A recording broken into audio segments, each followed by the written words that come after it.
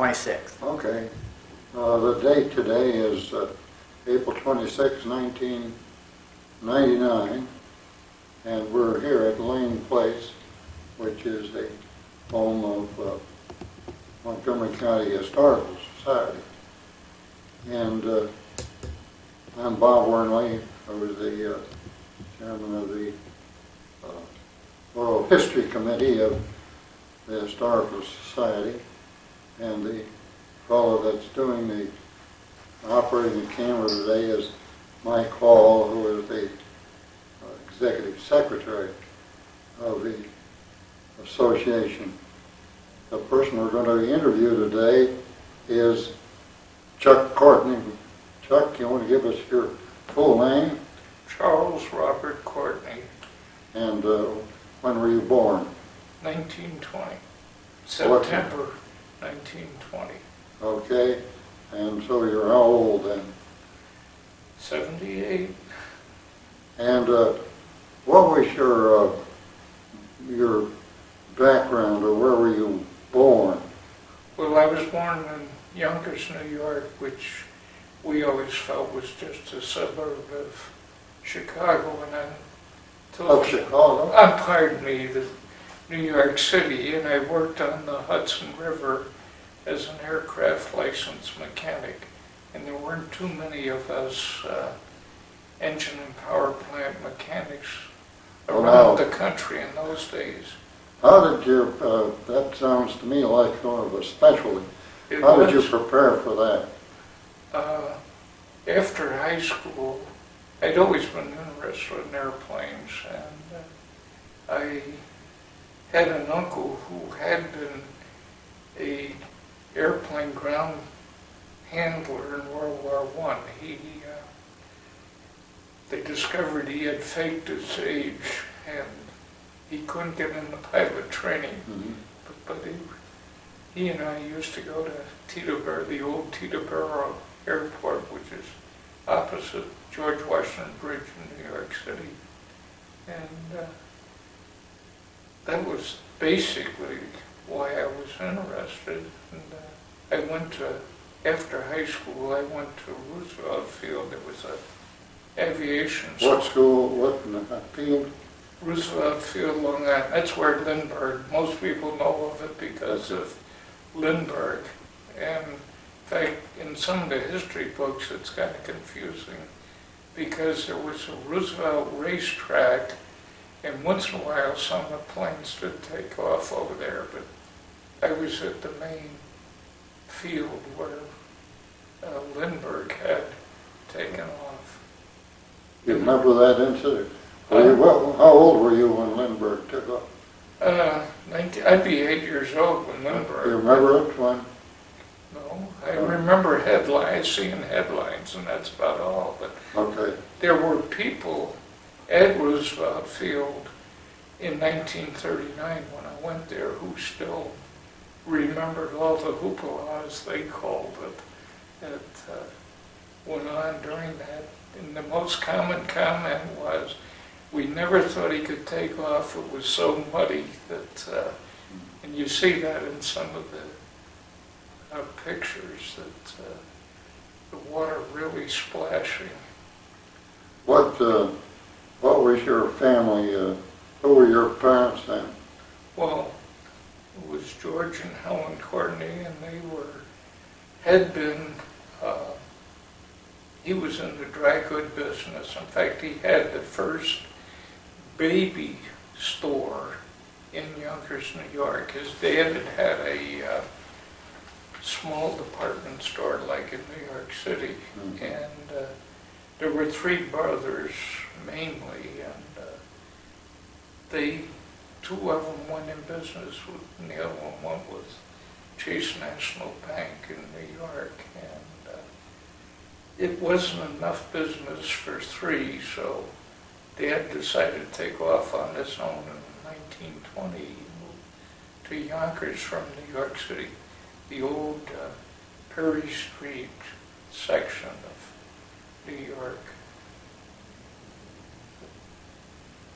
But that was how I was interested in airplanes, and it was a private for-profit school, which some people don't think of as being too good. But Oh, no, wait a minute, you got out of high school and what did you do, you said?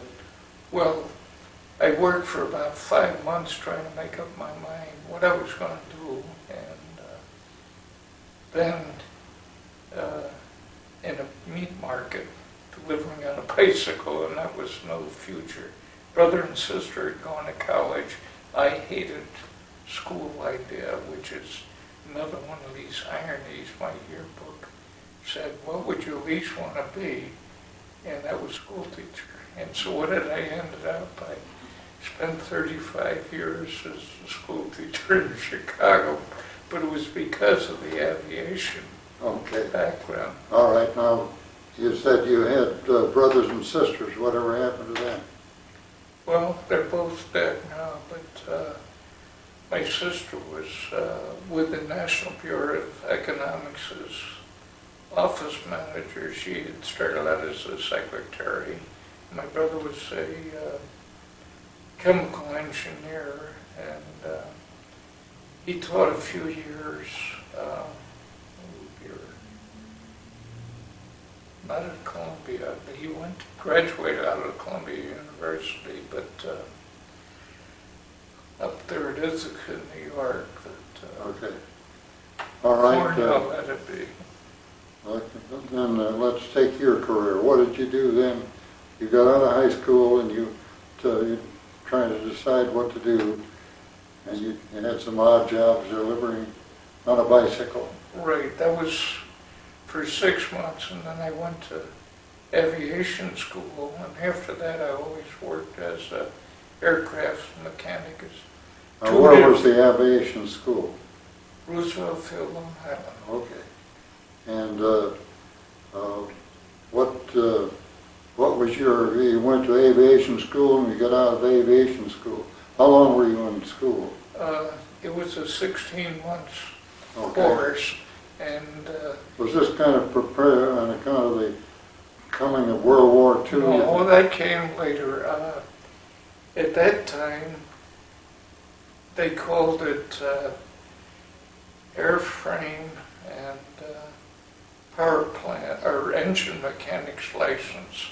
Later on, after I had worked for 2 years on the Hudson at two different seaplane bases, a civil aeronautics inspector, they came in once a month, and he kept saying, you know, there's going to be a war on. He says, you're a smart enough kid. You ought to get in and get your instructor's rating. Now, as a 20-year-old, I wasn't too sure about teaching when I had always said I disliked schools, and we lived, there was a house 2 doors from us where a bunch of school teachers boarded, so my mother called one of them up and said, do you have any books or something? He's going to take an exam to become a federal licensed instructor. So they lent me a couple of books, and even to this day I still remember the only question that this one woman had said. She says, they always ask you about the lighting in the classroom. So she says, just remember, the best light for studying is over your left shoulder. And I think back to all the different classrooms I've had all these years, and that was on the test actually. And I barely passed the teaching part, but had no problem getting in the 90s on the practical, and they spent more time on actually going into the shop. I went back to the school at Roosevelt because there was a civil aeronautics examining office at that base, and at Roosevelt Field, and they let me come in and use their equipment, and the exam took a couple of days, the practical part of that exam, and I got the license. And after Pearl Harbor, which I can still remember, it was a very rainy day and no flying, because the clouds were lower than Palisades, which were 400 feet there at Yonkers. The word came over that Pearl Harbor had been burned, or had been bombed, and we just were shocked. And about a month later, they closed all civilian flying within 100 miles of the ocean. And that meant that I didn't have a job, although the boss was dickering to move our airplanes to Florida. But before that, I got a telegram from the Navy Civil Service, which said, we will pay you to go to school for 90 days to learn how to be a teacher for the Navy. And the salary was like $25 more a week than I was making, so I grabbed. And that was when I first came to Chicago in '42. Well, now, you were in New York, and then this job then was in Chicago, so you had to move to Chicago. Right. That was, I can still remember, March 9th, '42. There was more snow that weekend in Chicago, New York City, within a few miles of the coast. We hadn't had hardly not enough snow to even shovel. And I got to Chicago and it was sleet and rain. And that month I saw more snow than I had the previous months of the winter. And it was run by a mixture of people, teachers from the steel mills on loan to the Board of Education and to the Navy, the Civil Service category. And we had to provide our own housing, so actually there were about 15 of us lived at a YMCA. And of course you were... Civilian paycheck. Okay. And what YMCA was that? It was the South, they called it the South Chicago YMCA, Okay. 91st in Houston. Still remember the address. Okay.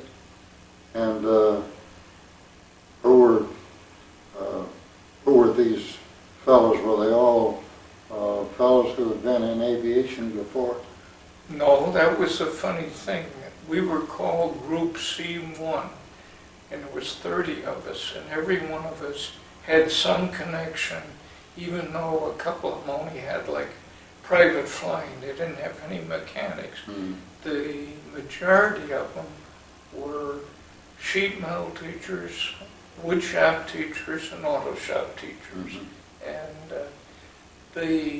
most of the ones they had in the first 3 classes were strictly wood shop, and the Navy didn't happen to think that was, they needed that many wood shop people. So when our group came in, we'd been there about maybe 3 weeks, and they brought in fellows from the aviation factories.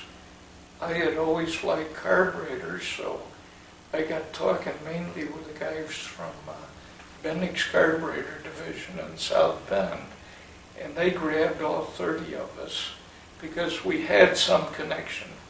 There was one other fellow besides myself who actually had a civilian mechanics license, and he also had a ground instructor's rating in engines. But he was from California, and can't remember what airlines he worked for. But that was, we were sent to Bendix, and the academic group in civil service that was really running it, we had probably 15 or 20 Navy chiefs that were from the Navy School in Norfolk, Virginia. They ran the shop program, and we got down to sent to Bendix. They allotted enough money for 2 weeks. Well, when they heard what the Navy wanted us to set up, like a propeller school and a magneto school, carburetor school, the different specialties, hydraulics, they said, no way, they rewrote it, which meant our paychecks got screwed up because of they had only allotted money for 2 weeks, and here we weren't even at the base we were assigned to. So, well, now, Chuck, there must have been a lot of emphasis on airplanes during this time. What form did this activity take? Were they converting these planes to war planes, or what kind of planes were they? well, like at Bendix, we never saw an airplane. All we saw were carburetors for every type of aircraft engine that was being used by the airlines. I happened to get assigned mainly to carburetors, to float carburetors, and for the engines on the old DC-3s. So most people have heard of DC-3s, and this was your first of the high altitude non-icing carburetors, and they got away from the float so that you could do acrobatics much easier. A couple other fellows were sent to the Holly carburetor school because that also didn't have a regular float chamber. And during the war, probably 80% of the airplanes had Stromberg carburetors, and the other 20% were split between Chandler Evans and Holly. But you're talking pretty technical stuff here. First of all, tell us, what were carburetors before they had the float carburetors? There wasn't any such thing. You had, in fact, I just gave my son a couple of old carburetors that were automotive, but most people never knew there used to be glass float chambers on the early carburetors. The float was copper, but the float chamber, you could look right through it because it was a glass, like a bottle, a piece of a bottle with a cover on the top and a needle valve you could adjust. I mean, that was the early style. But as far as the airplanes, this was, if you watch any of the present documentaries, the Navy was just changing from biplanes to single-wing aircraft. And there's been several things on lately about the Grumman. In fact, our local newspaper has had a couple of articles about the Grumman Wildcat or stuff. Now, was the Grumman Wildcat that was the single-engine aircraft? The landing gear folded up into the fuselage, which made it a rather dangerous airplane on carriers because the wheels were so close together. The later airplanes, which more people were familiar with them, like the Hellcat and the Corsair, the landing gear was further applied. Otherwise, if the brakes grabbed a little, they'd tend to ground a little. It'd be like a letter E going down the runway or down the flight deck. And so that was, well, they flew them up until 44, actually, that before with a narrow... with a narrow gear. The other narrow geared one, but wasn't quite as bad, was known as a Brewster, which was built on Long Island also, but they were not as good an airplane. First thing I ever saw one, it was in 2 pieces because it had landed in Long Island side on a carrier. The hook held. Most people have seen the tail hook. The hook held, but it broke off right behind the cockpit. And they had steel cables like a fence so that they wouldn't smash up the other airplanes out in front. But that was the first one I ever saw, and they did quite a bit of testing at Roosevelt Field with that type of airplane, because it was in Brooklyn and they didn't have an airport at the factory. Mhm. Well, now, Chuck, what was your, were you ever drafted? Well, eventually, after a year and a half of working Navy Civil Service, I couldn't get any more draft boards, and after 6 weeks of walking the streets of Chicago on weekends and evenings with an expired draft card, I got worried. So I went into our local Navy office, because the Civil Service and the Navy, they shared the same offices, and got a letter down to the draft board, or down to the swearing in at the old post office, rather than going to Where was your original draft board? Yonkers, New York. Okay. Well, now you're back in Chicago now. Yeah, and I was afraid of getting picked up by the shore patrol or somebody to show a draft card, which was expired by that time, 6 or 8 weeks. Mm-hmm. So they fixed it up that I was to report for one of their regular, every Monday they swore in a couple, up to 2,000 sailors at the old post office. And when That's in Chicago. In Chicago. When I got down there were 10 of us that had these letters that said we were going to go to special assignments. Mine was to go right back to 87th and South Chicago Avenue at this base where I was working. And there was one other fellow there. He was to report back to Navy Pier. But the others, the only other one that I really remember was, he was into this special photographing of letters. Can't remember the name, but this overseas, you know, they were down about the size of a... Oh, the microfilm. Microfilming. Yeah, and we all he use was, those. He was supposed to go to San Diego.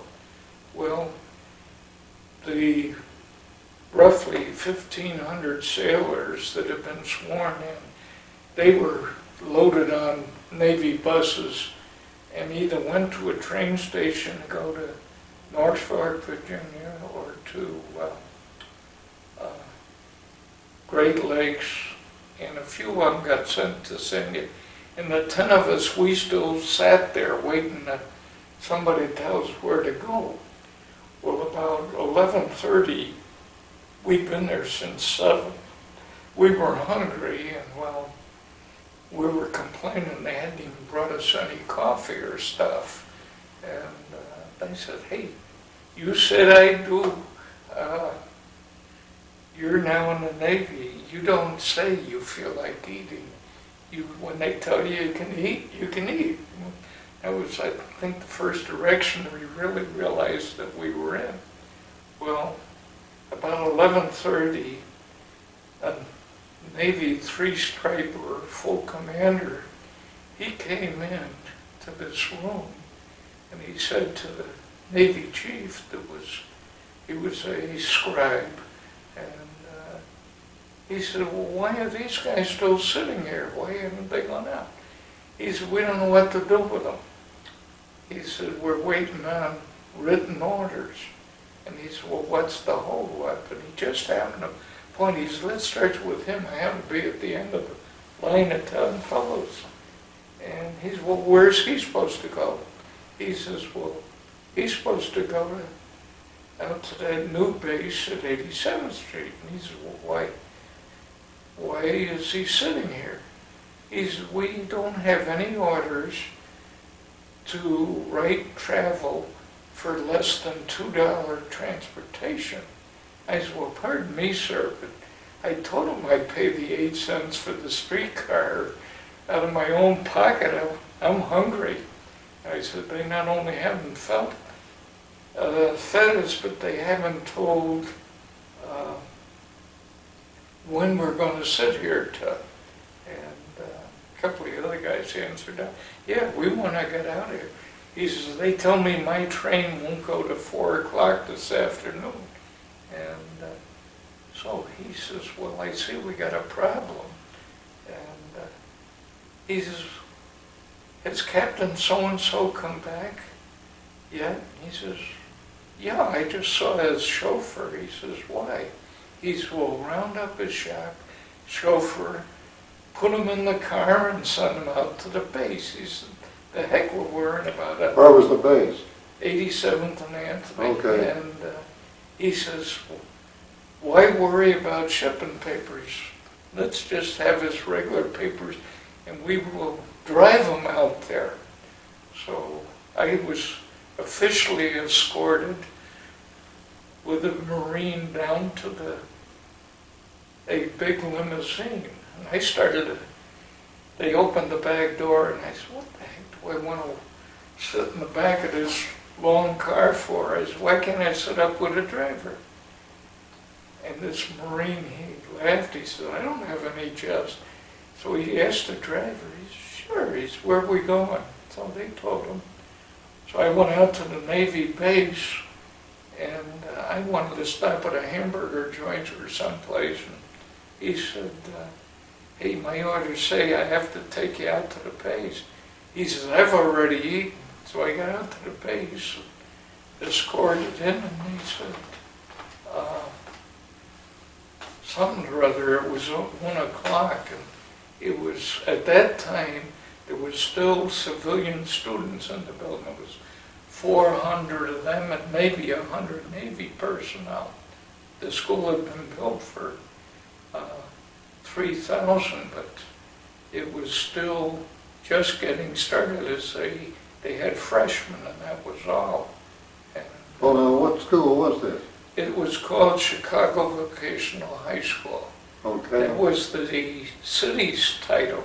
The Navy called it NATTC, standing for Naval Air Technical Training Sec. Well, now, you attended this school, or you went there as what? I was now a petty, so-called third-class petty officer. Okay. You had been inducted into the service and... But did not go to boot camp. Okay. They sent me directly to the base, Okay. which presented a problem. He said, didn't they make any arrangement, this officer today, for a uniform? I said, no, they said that was going to be your headache. And I said, my first headache is I'd like to eat lunch.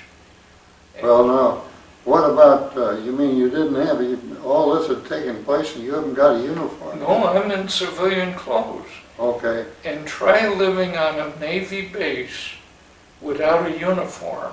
Yeah. Is a problem. The first 3 weeks I still lived at the YMCA Okay. until a couple of Navy chiefs, they found a shop that had a large storeroom and put some Navy chiefs' bunks in there, which were wider than an enlisted man's bunk, and also the mattress was now 3 inches thick instead of 1.5 inches thick. So I lived in that room with a couple other Navy chiefs, even though I was a third-class petty officer. And I couldn't eat with them. That was typical. I was an enlisted man.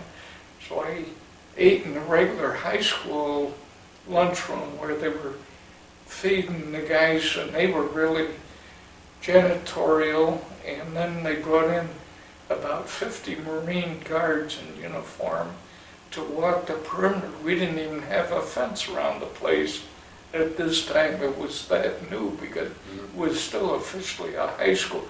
Although some of the people in the neighborhood objected to the fact that they walked with life. Where are we in the war at this time? Had the war started? Oh yeah, because what month would it have been? Let's see, that was about July of -- So things were already underway, and troops were going overseas, and you were... I was living in civilian clothes on a Navy base. So almost every night when I'd get back to the Navy base, one of the Marines walking patrol would pick me up and escort me into the officer of the day, which is the official entrance to any Navy base. And if I was lucky, some of the officers had worked with us when we were civilians still. And those who didn't, I did have a pass. Well, they wouldn't accept the pass because the pass showed civilian clothes on a Navy enlisted man's ID card, which caused a lot of trouble. There were a few nights that I slept to maybe 4 o'clock in the morning till they had a shift change, and an officer who knew about the situation, because I was the only civilian living on the base. And did you have dog tags by this time? heck no, Okay. I never did get dog tags, Well, which is very unusual. yeah. I'd like to have them as a set of souvenirs, but I don't even have that souvenir. Okay. Then, so that you're working at this Navy installation Navy official installation. in civilian clothes for 3 months that went on until they opened what they called a ship's service store, which means you can get your clothing. The first thing I was able to get, I needed a pair of shoes, and this one friendly officer, and some of the officers were really good, they figured it was a crazy situation. They and my leading chief, who I was assigned to, they checked with the storeroom, and they could get officers' shoes, so they wore the same shoes as enlisted. So that was how I got I had shoes before anything else. And finally, when they got their first shipment of uniforms, and then I got a minimum. And What, you finally got a uniform. What the uniform looked like? a standard navy blue jumper with the the buttons? 13 buttons. Okay. It was winter time, and I got a pea coat. That I was anxious, because I was wearing a What's a pea coat? Pea coat is that heavy blue jacket you see. Okay. It's wool. What about the hat, the kind of a hat? Oh yeah, the standard, the blue cap, but it just said U.S. Navy, because that was one of the first changes the Navy did for security. A lot of people don't realize they ripped all those name of your ships off the sailors' hats and just put U.S. Navy on it. Okay. That was because of so-called spies or stuff like that. They didn't want to know which ships were in the harbor. Okay. And what sort of other clothes did you have? What did you have a locker somewhere where Oh yeah. you were staying in? It was in, actually I was lucky. I kept my stuff in this room that I lived in most time. It was a physics lab, and it had a metal cage about the size of this room, with 3 or 4 bunks, triple-decker bunks in there. And it had, they were supply lockers, so they were wood doors. In fact, when I got discharged 2 years later, I still had my civilian suitcase in there, and I never got a sea bag until I got sick and got shipped to Great Lakes Hospital, because I picked up a strep throat and they shipped me up there, and that was the first I ever had a sea bag to put my clothes in. I'd used my civilian suitcase all this time, or these wood lockers we had.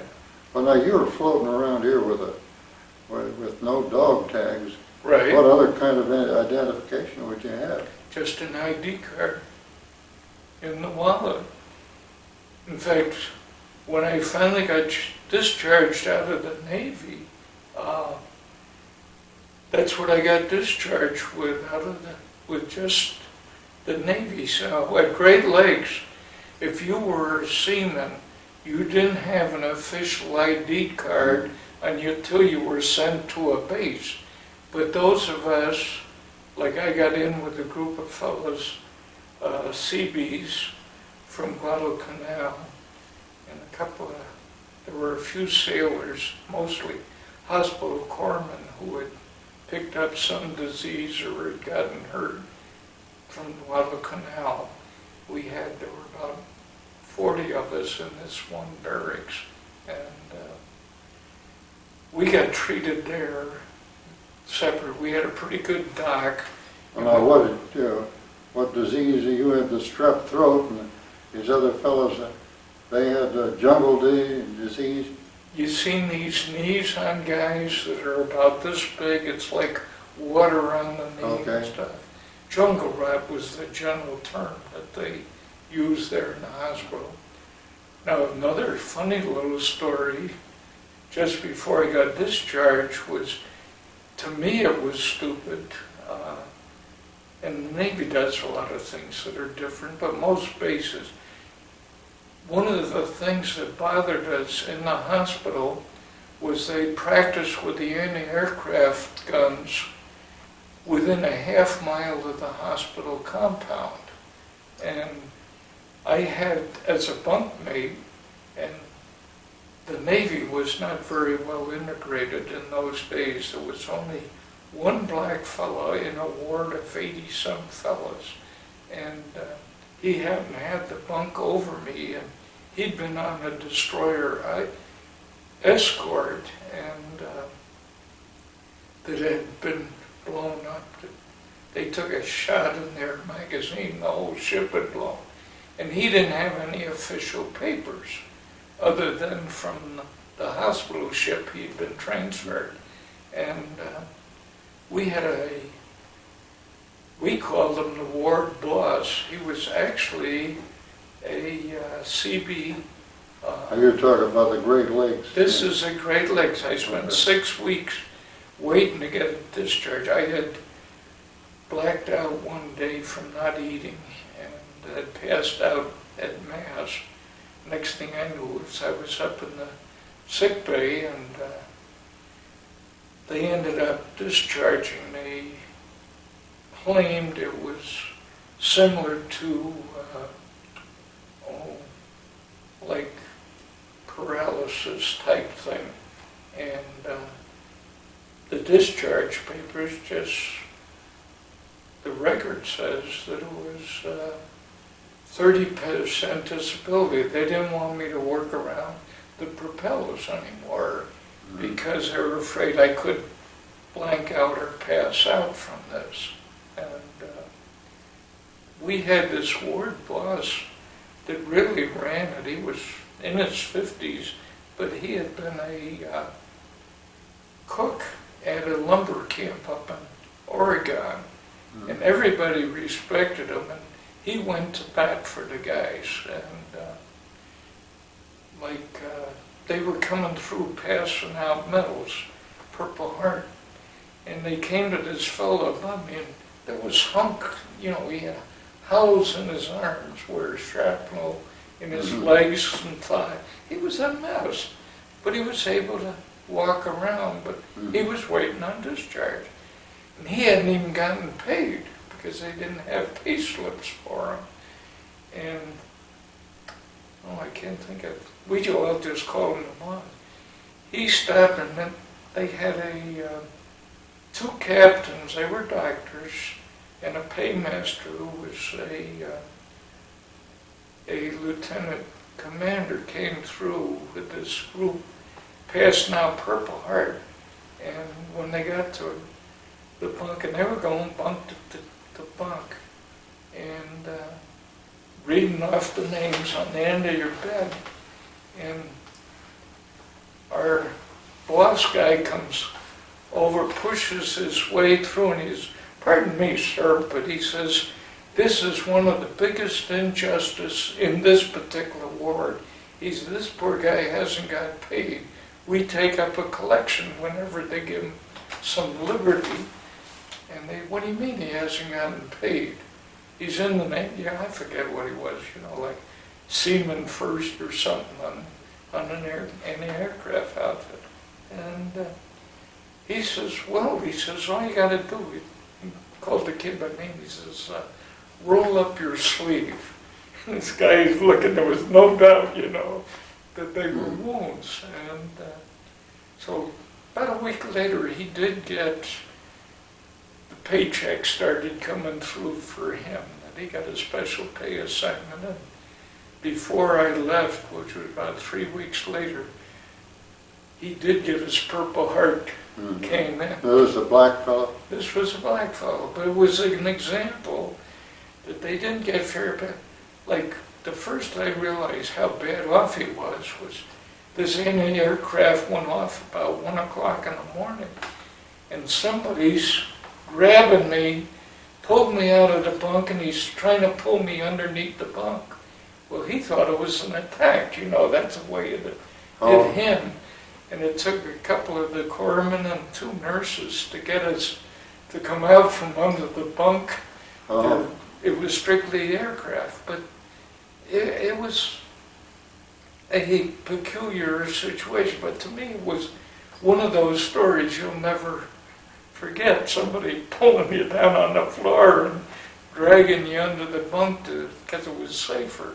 But so these are my kind of memories of some of the. Did you? Never got to combat. Well, you were. Then you stayed right there in Chicago, right. Up in Illinois, in the hospital. What was the date of discharge that you? That I should have looked up. It was in July also of 44 that I got discharged. They gave me credit for 23 months Navy, actual USNR, and the 2 years, almost 2 years of civil service. The reason I remember that is when I went for Social Security and all, and get that, they said I didn't have enough months of time to get a pension from Social Security, and some clerk, she said, well, you look like you could have been in the service, and I said, yeah. So she had me bring my discharge papers and all, and she fixed up, so I get minimum Social Security. If you didn't have a dog tag, what was your your serial number? 611-89-30. You never forget that. Okay. Because you wanted to get paid, and that was how you got paid. Okay. But I can't imagine anybody having a serial number didn't have a dog tag. Well, that's when you don't go to a basic or boot camp. You don't get those things. It's just like I had 5 tetanus shots and had to get sick before they would correct my medical records that I had enough tetanus in me that I didn't have to worry about it. Well, you got out then in 44? Right. That was before VJ Day or Yeah. before VE Day? Well, no, right after VE, but Right before VJ. Uh-huh. But no, they kicked us out because we couldn't pass a shipboard physical, as they called it. There were 3 of the instructors. There were 31 there at the school. But, I should have brought those papers, or at least the discharge with me. I didn't think about that today. But that's why I say I thought you ought to record this, because it was so different. I mean, how many guys spend the equivalent of 4 years in the Navy or working for the Navy and never see the ocean officially? Uh-huh. And I mean, that's just one point. And I had grown up along the East Coast there. And in fact, another story I remember that was ironic was I had gotten married by this time, and my wife's family. Oh, no, you're starting talking about your marriage. Tell us about the background of that. Well, she happened to be working for civil service also for the security office. And I can still remember that we had opposite offices right across the hall from each other in this Navy base. And she had lived Now in the Navy base is where?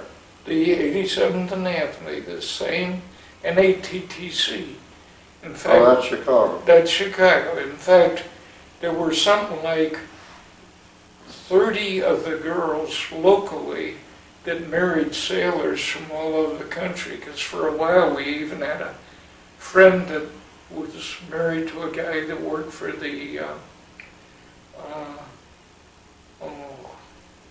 called the meteorology department up in the Aleutian Islands, and which was quite different than being a local kid in sure.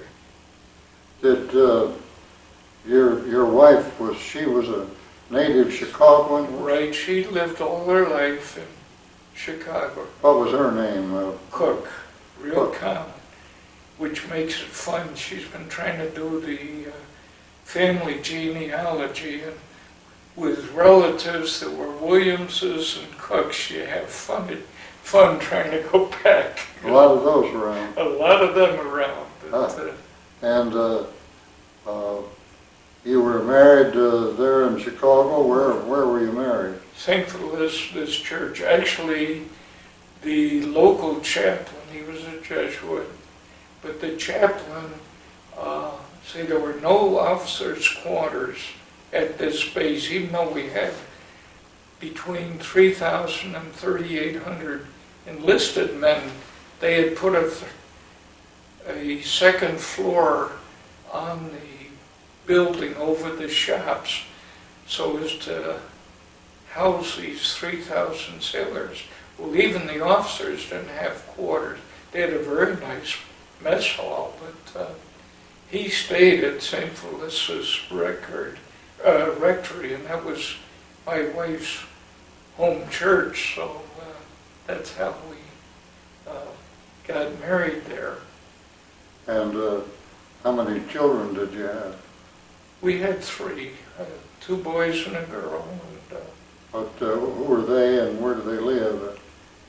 well, they're scattered all over. Our daughter, we only have one daughter, she lives in San Francisco. She married? No, she's not married. David, who was the oldest, he lives in Raleigh, North Carolina. And you hear about all this downsizing of big companies. He worked 25 years for IBM, and when they downsized, he started his own computer business. But it gave us, and Richard, the second son, he lived out in Salt Lake City for 11 years. He worked for Amoco Oil and maintenance. First at Whiting, he was number 2 in their maintenance department, and they transferred him to Salt Lake. And just within the last 6 months, when they combined with British Petroleum, he got transferred back to Whiting. We like it because now he's living up at Valparaiso. Okay. That's 2 hours instead of. Well, how did you happen to come to Crawfordsville? Well, actually, by that time I was assistant principal in charge of the shops. We had 40 different shop programs. Well, now, wait a minute. How do we get assistant principal where? At Chicago Vocational High School. Okay. This was the civilian name of the high school Okay. that the Navy took over. And so when the war was over, as I say, or got discharged, I went right back to that same building and again worked for Navy Civil Service. And by this time I knew that the only way you could get pay raises, which is kind of bad, school teachers have often gotten bad deals on pay. We could only go 2 years up the pay scale back in the early 50s. and you had to take courses unless you got a bachelor's. So I went to Chicago Teachers College to get my bachelor's and master's. And during what we called the days of disruption, which is 68 to 72, everybody's familiar with the disruptions at the Democratic Convention. Our shop superintendent died of cancer, and I was the only other shop teacher that had a master's at that time, and they knew I'd been at the school for over 20-some years. And so while he was sick for a couple of years, I kept pinch hitting. If he was out for more than 3 weeks, they'd make me temporary shop superintendent, and that's when I became the third assistant principal. And in the system there, you were in charge of 800 students. That was the ratio. So I kind of laugh down here when I look at the sizes of these high schools, because I did all the purchasing and maintenance. I was the go-between maintenance and acted as purchasing for the Board of Ed for these kids. And when our enrollment was down, we figured 3,800 was small enrollment. 4,200 students, that was when we were full. And we had averaged about 230 teachers. Well, that's a lot of shops and classrooms to teach track of. Now, Chuck, did you then, you and your wife are married, and how'd you get to Crawfordsville? That's what I want to know. Oh, well, as assistant principal in charge of all and all, I had to meet with all the different department heads and all, and it turned out that the English department had an office right next door to mine, and he loved to canoe, and that's how we got to Crawfordsville originally, as he and another English teacher, and they built a cabin out there by Jim Davis. And we were looking for a summer location down in Brown County, but we just couldn't find the right real estate person or property. And he kept showing me pictures. So one weekend we came down to stay at their place to see it, and we fell in love with Sugar Creek, and Mr. Fuller had 5 or 10 acres next to where these fellows had their 5 acres. So that's when we moved down here 15 years ago, and we built a house, first a little place on the creek, and then finally, after I retired, we decided to move down here. Something I didn't think the wife would ever want to leave the Chicago area, but we ended up, I didn't expect it, but we ended up with a 9-room house out there, and we like the area. We think it's very Which side of the Jim Davis Bridge are you? We were on the north side. Ristine at one time was almost opposite. They were about a quarter mile, and then we became friendly with the painter Burns. Gene Burns. We became friendly. Used to go out to breakfast with them a lot. Then the other fellow was treasurer of L.S. Ayers. Can't think of his name, but he had. I can't think of it either, but okay, the fellow that was with Wabash College. Oh yeah, I think he was treasurer, but I'm not sure. Either he or his team were treasurer one time, and he sold to a fellow that was a former Wabash student. They're still good friends of ours out there. That, you still live out there? No, we live at 700 East Main, and we're downsizing to one of these condos, 1100 West Market Street over here. Oh, yeah. We're going to move the end of this month. But I can't get around as good as I used to in all, and so we decided a smaller house would be easier, or condo would be easier to take care of. Did you ever do any teaching here in Montgomery County? Only a little substituting at the, what do you call the junior college level. But see, part of the problem is a lot of people in education are questionable about vocational education. They do have a vocational shop teachers, but to me, it's too much academics and not enough vocational. You should teach every student, boy or girl, and this is my theme song, how to earn a living, as well as reading, writing, and arithmetic. And we don't put enough emphasis on that in Montgomery County in my book. No. Okay. Your junior college system has the problem with they want everybody to have academic, what do you call the junior college set up here? Ivy Tech. Ivy Tech.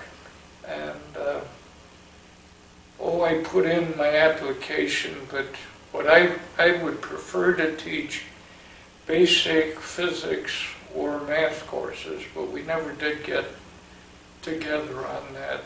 There was a lot of correspondence and interviews.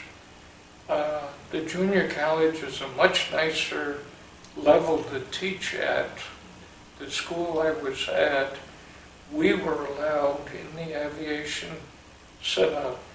We had what we call post-grad students. Most of them had worked for the airlines at night and came to school in the daytime. And they had to put in X number of hours, which is the way all your aviation... Chuck, they do a lot of aviation stuff up at Purdue. Have you ever had any connection with that program? No. I took a few of their courses at their Hammond, like history or psych courses at their Hammond Center, but I never did get over here.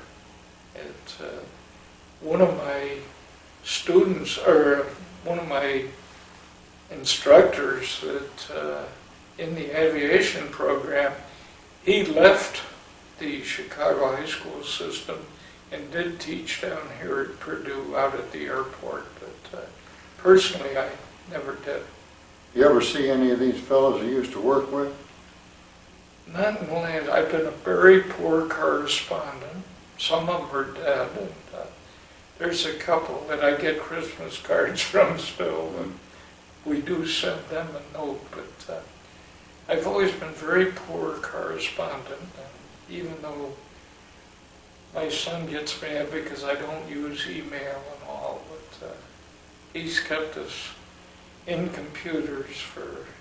The wife is great, she loves the computer and all, but I don't know. I just call it the idiot box, which is probably not a good name for it. You still have the place own the place down in Cherokee? No, we got rid of that 2 years ago when we moved to town. We had the 10 acres I had converted into a tree farm, and my wife, she wanted a park, and we mowed 7 or 8 of the 10 acres. In fact, I even bought her own tractor to help. And it still looks pretty darn sharp out there, but I love to propagate flower beds and all. Like I had a 40-foot bed of iris and about a 25-foot bed of daffodils and things like that. But we had a greenhouse at school, and I learned a lot from the horticulture. In fact, he actually, his family owned a greenhouse in the Chicago, so he always had good practical connections. In fact, almost all of my shop teachers up there, they either worked through their union or shops that they worked at. And the kids often had jobs before they graduated, whether it was sheet metal or electronics, heating, air conditioning. I got one friend that I see that I met through Habitat, and he's over here at Crawfordsville in their heating department. In Habitat, he does both the furnaces and electrical. But that's a very good program. We could use definitely more volunteers on that. We could use volunteers here at Lane Place. My third interest is out there at Redcoat and out at the hospital. Okay. All right, let's take a breather here. Yeah. Okay. Tell us about the difference between what you were doing and what they were doing over at Navy Pier. Okay, Navy Pier was known as a basic aviation school. And to us that had been around aircraft, the biggest job they had was teaching people how to fuel and oil and be safe around it, because we always talked about the propeller as being a war club, and people did get hit by walking into them or by being careless. Whereas the school I was at was known as an advance. We were a Class B school. Class A was basic operations, and the biggest one I know of still is down at Norfolk, and ours was a Class B, or titled.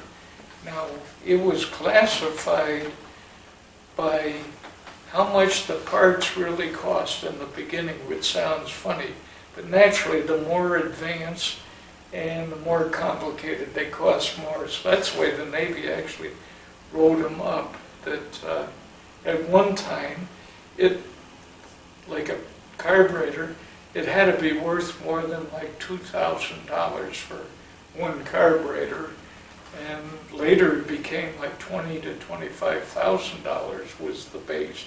And you had to keep all kinds of records. That was one of my jobs as an instructor. Now, I think that Mike brought up a good point here. What about those, you were talking about these landing planes there? On the ship? Off Navy Pier or off? No, the planes, see, Great Lakes, and then there was Glenview. A lot of people interchange those two places. Great Lakes was basic training for a regular sailor. Glenview was actually an air base where they taught people how to fly. And before they could be assigned to a carrier, they had to qualify on these two miniature carriers that were out in Lake Michigan. Now, where were they based? I think they were mainly based out of Milwaukee, but I wouldn't guarantee it. Okay. I don't think they have a dock here Well, in Chicago. how did they use those things? How did the Navy use those carriers? They used them strictly for practicing landings and takeoffs. And they must have been pretty big. I never heard of them before. Well, one was a converted coal ship, and the other was actually a passenger deal that they cut the top deck and put the smokestacks out to the side, which was on many of the early carriers. And they had cables stretched across that they were supposed to hook onto. Now, they didn't most of the time they did not stop on those.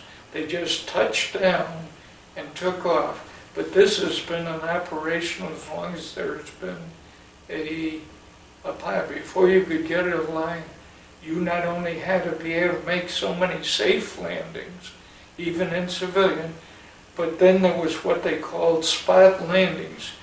In civilian, you just painted a circle or you painted a couple of lines on the runway, and you had to land within so many feet in order to get qualified as a pilot. In the Navy, you had to hook onto the cables and stop before you got to the barrier. The barrier was nothing more than a fence of cables, usually 1 inch in diameter or bigger, that would stop the plane, because once you landed, they'd park all the airplanes at the front of the deck, and that way the next plane could land. Then there was the big scramble where your plane handlers, which were like fellows that came out of Navy Pier type of school, they would have to push them back to the opposite end, or by the end of the war they had small tugs, which probably were just a little bigger than what you and I know as garden tractors today, because they could move faster with them than having 15 or 20 guys pushing. And they'd move everything to the other end, and then they'd either take off under their own power, or in combat you use catapults so as to get them up. You could have up to 4 catapults on the deck, and they got you from 0 to approximately 90 miles an hour, and that with your engine going. And if you watch any carrier film, you always see that they kind of dip. Well, the idea is get that nose down as soon as you can, and your average is you're 40 feet above the water. So that picks up a little more speed so you can take off quicker or safer. Chuck, I think you mentioned earlier that some of these planes didn't successfully land off there in Lake Michigan. Oh no, there is a map. I know you can get a copy, or used to be able to get a copy through the Chicago Historical Society, where these diving clubs in Chicago, scuba divers, they've actually pinpointed and made a map. And I don't know how many total have been planes on the bottom of the lake, Michigan. and they're marked out with longitude and latitude so you can find them. My son, within the last year, was interested in buying a dive bomber, which happens to be out in California at the present time. He thought he could restore it. He didn't realize that it had cost at least $10,000 to restore it, plus buying it, which is another $10,000 to $20,000. So he gave up on that idea. But they've got planes there off Lake Michigan that are still sitting there. Oh yeah. After all these years. Right. And a year and a half ago was the last time I saw a picture of one being hoisted to the surface. They sometimes use a crane on a barge. The other times they brought a few up with the putting airbags or floats under them and floating them to the surface. are there some of those around for exhibit? Kalamazoo, Michigan, that'd be Okay. the closest place I know of. Okay. There's a, I think it's a Hellcat they fly it at some of these air shows. These will only be training planes though. No, I've seen a SBD, which was the letters tell me that it was a scout bomber, which was the type of plane that was often catapulted off of the cruisers, and they'd use that mainly for scouting long distance or as a bomber off a carrier. And then there's some TBFs, which was a T for torpedo bomber, and the last letter tells you who manufactured it. If it's an F, it was by Grumman Aircraft who designed it, but if it's got a GM, it was actually made like by Chevy division of General Motors. A lot of those came out of Tarrytown, New York, which is roughly 25 miles up the Hudson River from the Statue of Liberty. See, that was the way we always gave. Our base location was we were 15 miles from the Statue of Liberty on the Hudson. Okay, well, let's just kind of, I think maybe we better wind this up then. I appreciate you coming in, Chuck, and we'll give you a copy of this tape, and we'll put a copy over in the public library so that anybody wants to see it, they can, your memoirs will be there. Well, last comment I would make is, the only thing that I think was different was not too many servicemen didn't go to boot camp or Army base for basic training, and living on a base for several months in civilian clothes is quite an experience. Well, thanks again, Chuck. We'll call it a quit. Okay.